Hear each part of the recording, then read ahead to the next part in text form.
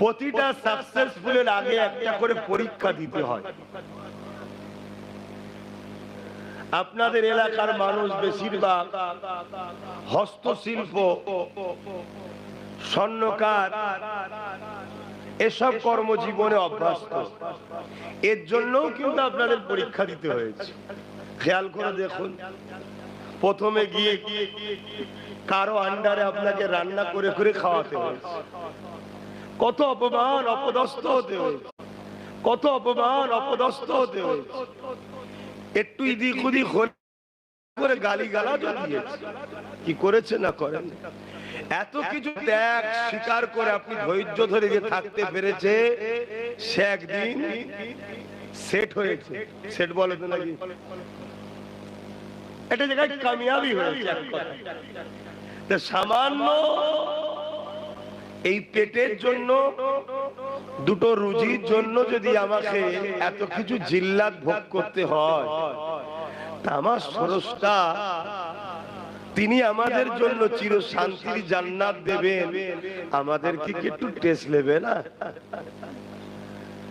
তবে যে টেস্ট নবী আলাইহিস সালাম করে দিয়েছেন, যে পরীক্ষা, ওই পরীক্ষা আল্লাহ আমাদেরকে নেয় নাই। আর আল্লাহর কাছে তো আমি প্রায় বলি, খোদা আমাকে নেবেন না, আমি আপনার কাছে স্যালেন্ডার, আমি দুর্বল। আপনি যদি ওই পরীক্ষা আমাকে নেন, যে পরীক্ষা এই মাসেই স্মৃতি হযরত ইব্রাহিম আব্বাজান খলিলুল্লাহ সাইয়্যিদুনা ইব্রাহিম আলাইহিস সালাম কে নিয়েছেন, ওই পরীক্ষা যদি নেন মালিক, আমি পারবো না, আমি স্যালেন্ডার আপনার কাছে।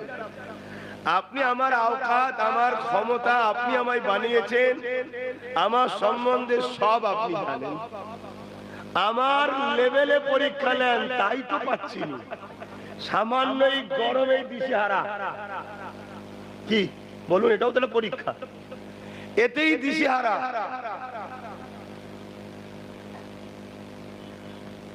সামান্য একটু খাবার আসতে দেরি হলেই মিজাজ গরম, সামান্য একটু খারাপ খাবার হয়ে গেল মাথা খারাপ। সামান্য 5 ওয়াক্ত নামাজ, আর নামাজকে আমি সামান্য বলছি না, মানে কাজটা খুবই সীমিত নয়, বলেন না? এটা কোন আল্লাহর কি কোন করা ডিউটি নাকি? দৈনিক 5 বার আমার কাছে আয়, উজু কর, সেজদাতে, মন ফ্রেশ হবে। এতেই আমরা ফেল। কখনো ফজর ঘুমিয়ে কেটে চলে যাচ্ছে,